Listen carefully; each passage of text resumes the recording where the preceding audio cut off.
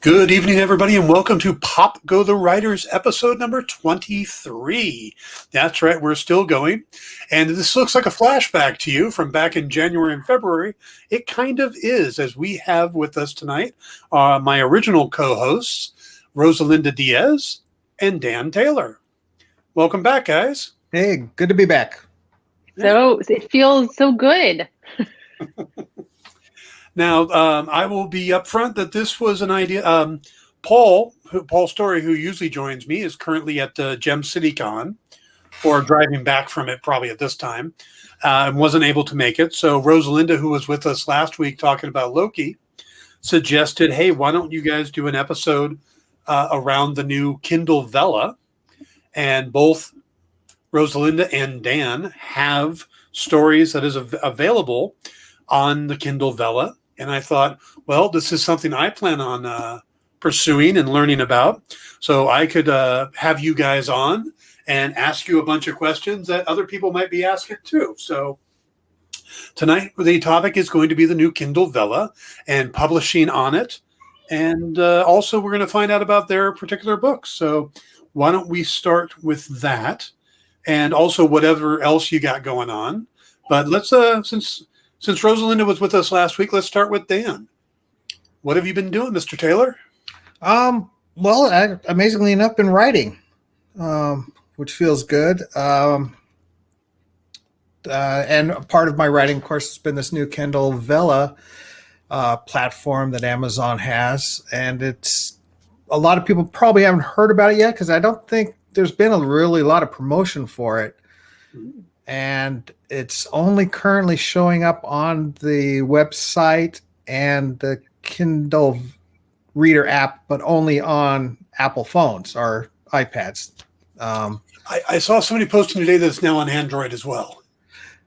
Maybe, I don't know. I haven't checked it out. Who has an Android anyway? Yeah. By the way, this is the link to Dan's book, Adventures in Time with Zebulon Prime. Yeah. And I had no idea. I wasn't planning on writing Adventures in Time with Zebulon Prime, other than the fact that I knew I kind of had an idea about writing a story about how time travel and doing it different than the standard timelines, that we've all seen from Back to the Future or Loki or whatever. And so I had this concept, and then when this popped up, this format, I go, this is a perfect way to explore that. And I have a very short attention span. So as a reader, the Kindle Vella is great for me, but also as a writer, it's very convenient for me because I have no idea where or when or what the story is going to lead me to. I'm just writing one episode at a time when I've got the time as I think it up. Mm-hmm. And I went with the time travel aspect of it because I can jump around anywhere that I want. And with the short attention span in mind, I'm keeping it around 1,000 words an episode or a chapter. So I've got like 36 more words I want to get in my latest chapter and get that out tonight. But I've got 4 episodes out now. And it is, of course, a sci-fi, time travel, buddy, bromance, comedy type of deal working on it. Quite frankly, if you're a fan of Doctor Who, Rick and Morty, Back to the Future, Loki, this is your deal. This is your thing.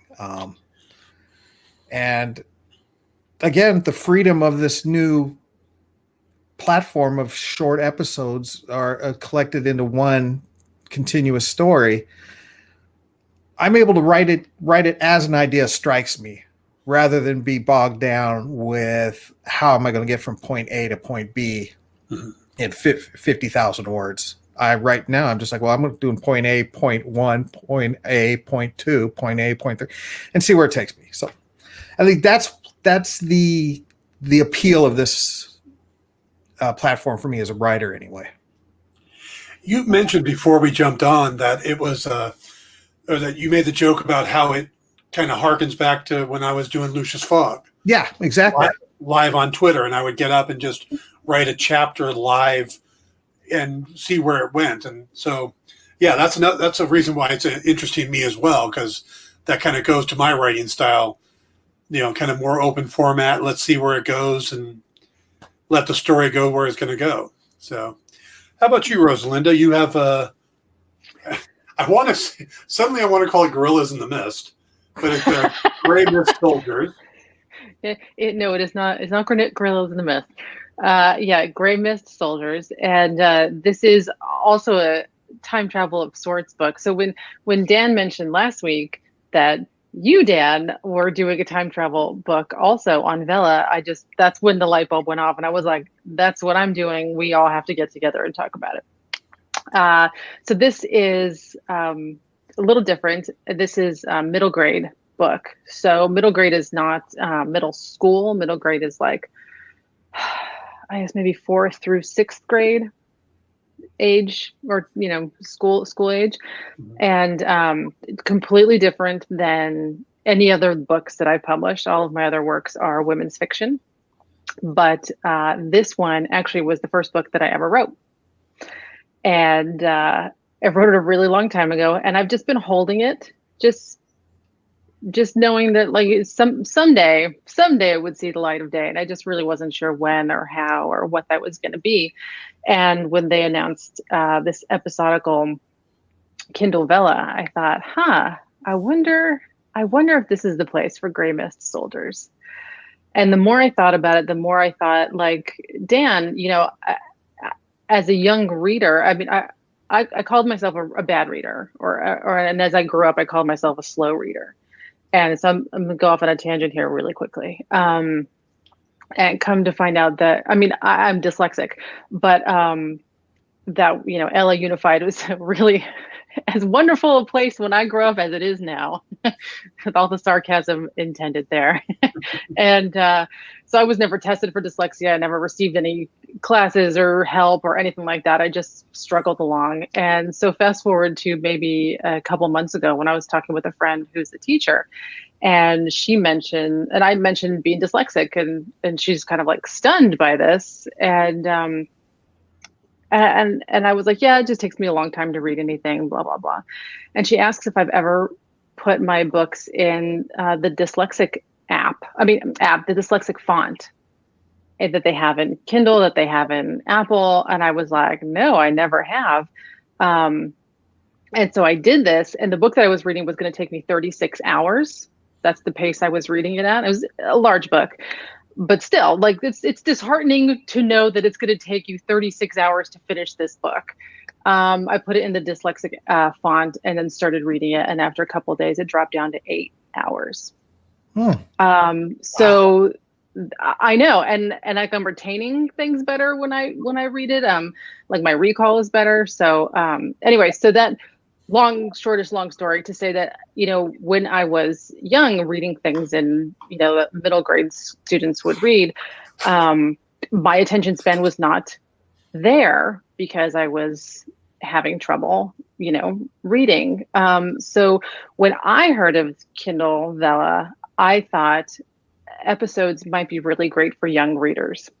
And I thought it would skew, or at least be enticing to young readers. Because, reading a whole book, it takes a long time. And, even chapters take a long time. And if you can finish an episode as a kid, like there's something very rewarding about that. Like, wow, I got through a whole episode of this. And the way this format's presenting itself is that it needs to have enough of the story in that episode to want to keep you going on to the next one, right? Because they don't have to continue reading.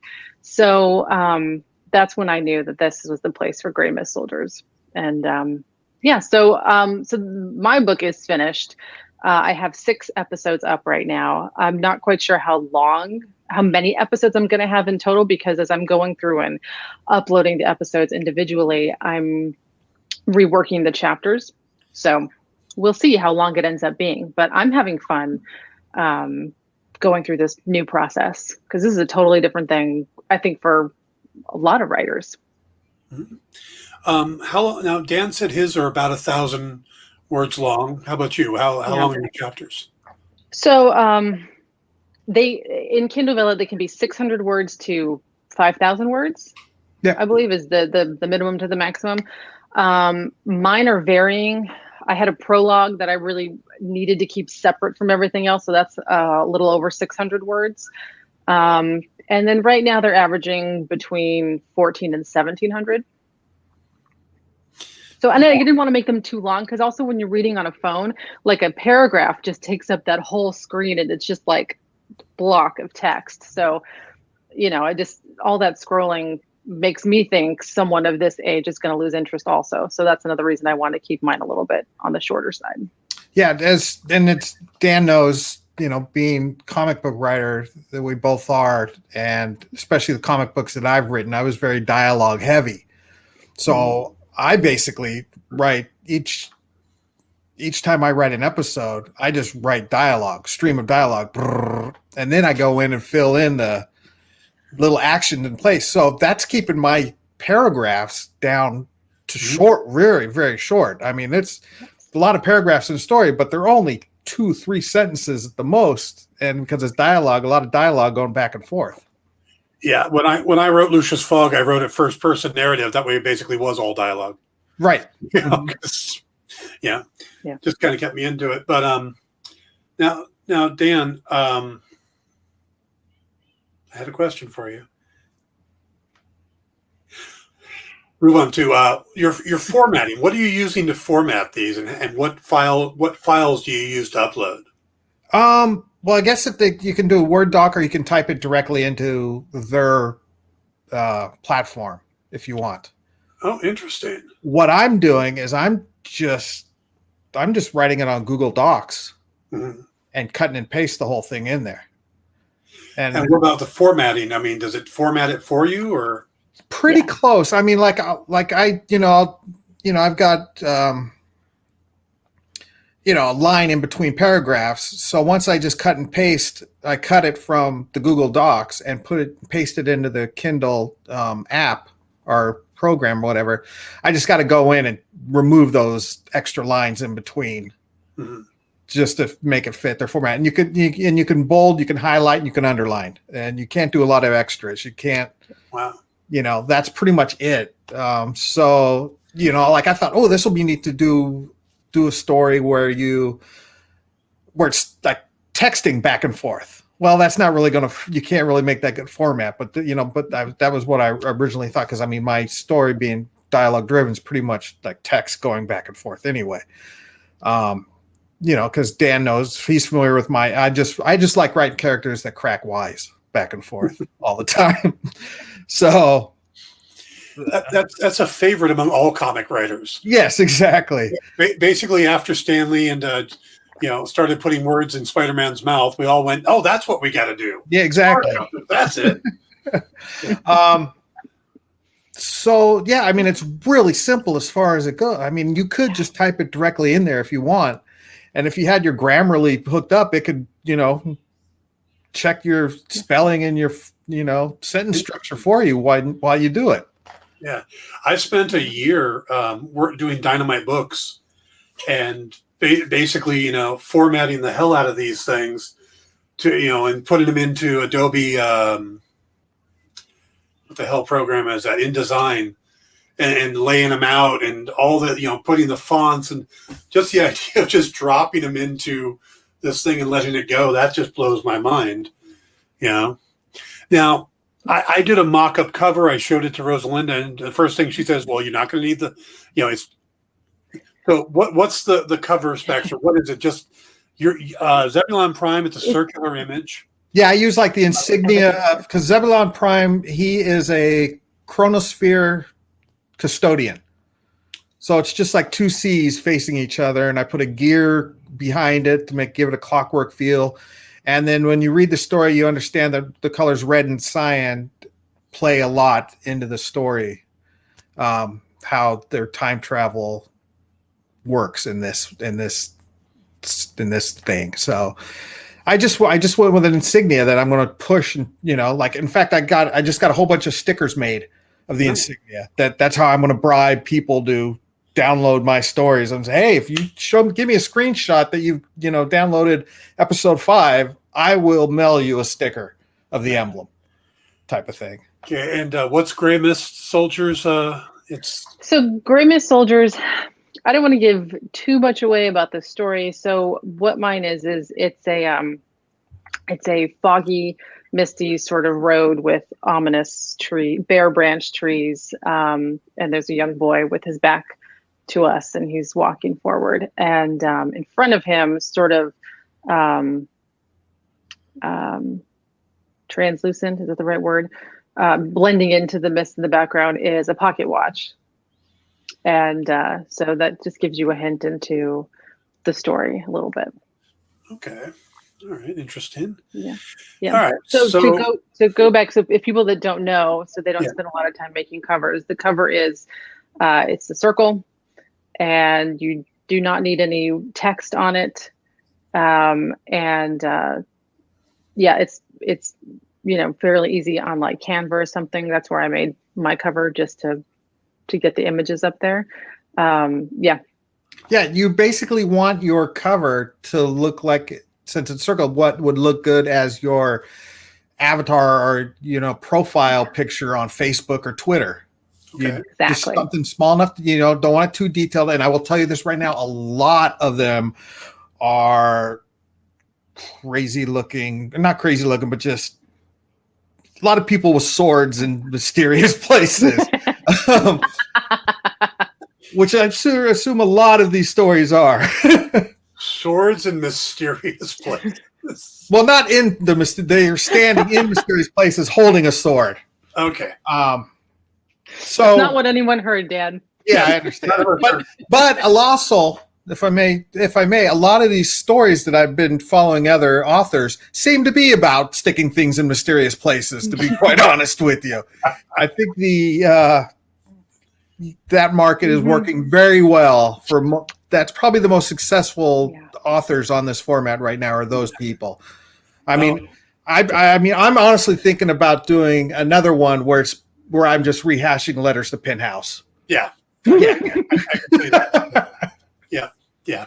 I think in any platform, those are the authors that end up doing really well. As a freshman, I never thought this would happen to me, but each episode could be this. He could be the most amazing freshman year of college of this young hero. I will confess that my first published thing ever was a story like that for an adult magazine. I made $50. Wow. Yeah. So it wasn't Penthouse. It was actually a different one, but yeah, 50 cash. So that was my first paid writing gig. Nice. Now you said you're checking out other people's stuff on there. Are there any particular stories besides the ones of your own that you're following that people might want to check out? I haven't really gotten into I've just touched because right now you can read the first 3 episodes of everybody's story for free. So that's what I've been dabbling on. And I'm not going to throw out any, suggestions on, because I haven't got into the paid meat of the material yet on most of them. Though one author I am following, and he's he's almost the godfather of self-publishing on Amazon, is Hugh Howey. Right. And he's got one on there, sort of an autobiographical thing about his recent, how he bought himself a boat and sailed around the world with all that wool money. Yeah. So it's sort of that. Have you read Wool? Oh yeah. Oh, I hated it. Oh, I loved it. Oh, I hated it. I loved it. Did you read all 3 of them? No, I couldn't get. I read the first one and just hated everybody in it. No, I really liked it, and and the second one's kind of different, but even probably a character you would like more in the second one. I can understand. Was it a movie or TV deal he just got? He just got Apple's going to do a TV series based on. Yeah. Oh my God. I love dystopian fiction. And I love the concept of it, but it was so slow in the walking up and down the stairs, and I think that played into it. I mean, just the monotony of the people living in this, society where they live in a silo and it's all these stairs. And, it's not your typical Mad Max dystopian type story, but no. No, and props to him. And when I started doing the Dynamite books, it's his formatting I used for the novel. So I have mad props for you, but I just didn't like wool. But how about you, Rosalinda? Is there anybody on there you're following or any stories that jump out at you so far? You know what? No, not at the moment. Although, I will say there's a large sweet romance community. So I know that they're doing good work. Michelle Pennington, she's part of that community. And I know that they're good writers. So if anyone's sweet romance, that's an author to check out right there. Yeah, I've just been keeping my head down and trying to get as many episodes out as possible while simultaneously publishing a teacher, a nonfiction, like a classroom management book for teachers. So yeah, haven't had much time to do other reading. Yeah, I know how you feel on that. Now, what type of have you gotten any feedback on that? I mean, how long have your books been up there, Rosalinda? How long has Gray Mist Soldiers been up there, and what type of feedback have you been getting? So Gray Mist Soldiers has been up since last Thursday. Mm-hmm. So a little over a week now. I've gotten good feedback. Not super specific. Again, the last 3 episodes just went up like 2 days ago. So it was the first three ones. But yeah, good feedback. They're liking the pacing and they're interested in what's happening next. So that helps me know that where I'm breaking the chapters, even though it's not the traditional places where I had set the chapter breaks, that's working. Like I said, it's different than having a whole book where you just turn the page for the next chapter. You just need to have that more of a hook, I think, Mm-hmm. for the episodes to be able to like draw people in. Sort of, I mean, from the way WandaVision or Loki or any of the other episodical streaming service shows that are on, how they end at like, one of those pivotal moments that it's different than traditional network TV where they sort of wrap everything up at the end of the episode and you're happy. And then you know that you have a nice new episode next week. And these are not like that. So that's where I'm drawing my inspiration there. So yeah, so far so good. It's all still really new. And I understand that. I don't know if people want to wait until there are more, or like Dan said, I haven't seen or heard of Amazon doing a lot of push about this. So maybe they're waiting for people, for authors to get more material up. Yeah. So I'm glad we're doing this. So maybe people will learn a little bit more about Kindle Vella and that you don't actually need a Kindle to read it. And you need the free Kindle app, which is awesome. Yeah. If you have the Kindle, you can't read it on the Kindle. Nope. Surprise. You can read it on the app, but you can't read it on the physical Kindle. Okay. That part's crazy. Yeah. Didn't know that. But and it could also be that they're hoping that the authors are what create the word of mouth for it. Yeah. Dan, how about you? How long has Zebulon Prime been up there, and what type of feedback have you been getting? It's been up since day one when it launched, which I think, I don't have a lot. I've only got the 4 episodes up so far because I didn't even release the 3 free all at once. I'm taking it slow, releasing about a week and an episode a week. But it hasn't been around for 5 weeks. So anyway, I haven't heard a goddamn word. Nothing.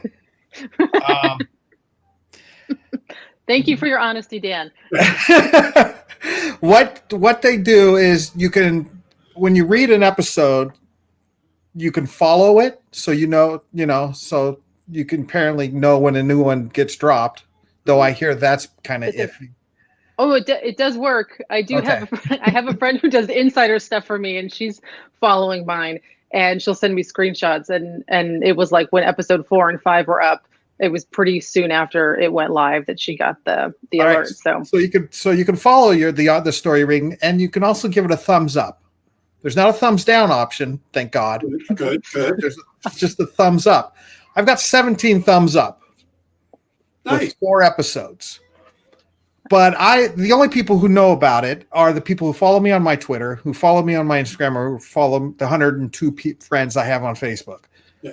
Not because I don't have 100. I just now the people that follow Pop Go the Writers will also know about it. Exactly. And if they get a free sticker eventually, I'll next Saturday when it replays on the Experience, they'll know about it then too. So I'm going to be honest with you. This is how everything's getting done. A lot of people who jumped on this platform have been discouraged and have not been satisfied. I don't know if they thought the money was going to roll in or whatever when this first popped on. I'm just doing it as an outlet. Well, just is the wrong word to use, but I'm doing it as an outlet to get this story across, and it's a nice platform. And eventually, I'll collect it all together and maybe publish it as a novel down the road. This is using this platform and when I say this, that doesn't mean my writing is any less. I'm putting less effort into it, but this is almost like having beta readers for your story, or Patreon. Yeah, or Patreon type of deal, and that's what I'm looking for. And I did it with this Amazon just because, hey, it's something new. I want to try it out. I want to be on the beginning of something when it actually starts for once, rather than down the line going, oh, I should have jumped on that a long time ago. So a lot of people are already saying, I'm pulling my story. I'm dropping out. This isn't what I expected it to be. And to be honest with you, that's totally what I expected it to be. I got 17 likes. I got 12 followers. And one of those followers is me. One of those followers is my mom, because I went on her computer and put it on, and I had to talk my wife into it. But I have not, as far as people reading it, someone's read it, someone has checked it out. I have not gotten any feedback, and I am not discouraged at all with that. That's fine. Someday people are going to, go, oh crap, I should have read this 5 years ago when it was on the serial, or whatever. But so if you're looking, it's a lot like comics. You're not going to make a fortune writing this stuff at this point. The people who are doing really well are people with established readers, established audiences. And it's that format of, romance stories or, erotica, are the type of things where those Kindle publishing? Kindle Unlimited? Yeah, where those books, the self-publishing on Kindle, where people who've done well on that and have a fan base, who have a author newsletter, that sort of thing, they're doing okay with this. It's a great outlet for them. As this is maybe, if you're thinking, well, this is going to be my way to break into writing and getting an audience and build an audience, it's probably not your option. Not yet anyway. Right? It's really new. It's really, really new. And like we said, a lot of yeah. Oh, if it trains you to write, and it's gotten back. See, I was talking to Dan about something. I've had something in my writing career happen just this last month that I'm not at liberty to share with the world, but it's been really encouraging for me to get back into writing. I'm, rewriting another, a comic book series that didn't make it past issue 1 when it was originally published. I'm rewriting that as a novel now. I thought about doing it as on this, but I went, no, screw it. I'm just going to write, it. I've already got the outline. I got, as a 5-issue comic book script. So I've got the outline. I just got to add all the adverbs and adjectives at this point. Okay. Before we go any further, I feel that it is necessary for me to make this statement. Anybody with OCD, Dan's glasses are meant to look that way. Okay. They're freaking me out, and I already knew they looked like that. So. Okay. Now, I'm going to bring this up because I saw in one of the Facebook groups, Dan, you posted about questions having to do with mailing lists. Yeah. And I believe Rosalinda has a mailing list. I had never done a mailing list for my readers, and my readers don't remember me from a comic book I did 20 years ago. So. Yeah, and where I actually signed up for MailChimp at one point, never actually made it to that point. So, Rosalinda, can you tell us about mailing lists as an author? Sure. All right, mailing lists. Okay, so I think Dan, you got a lot of good feedback, and there's a lot of different types of mailing lists out there. So it just depends on what you want to use and maybe what their extras are. I use Mailchimp mainly because it's free until you get to 2,000 subscribers, which I'm not at yet. So, I feel like at that point I'll make a decision if I need to switch over to something else, or if Mailchimp is, the place I want to stay. Uh, Mailing lists have been really good to me. And this is like a two-part. They help keep me in touch with people who are interested in my work.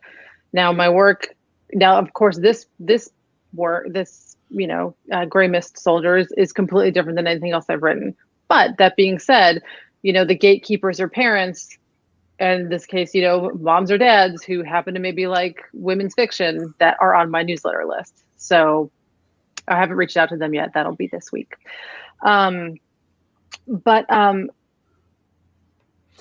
it helps me stay connected to them, get them excited. I've found beta readers there. I found a really nice, solid team of beta readers and ARC readers and reviewers. So that's always nice. You're not just sitting and waiting for reviews to come in. You can just go ahead and just ask the group that you've already established a relationship with.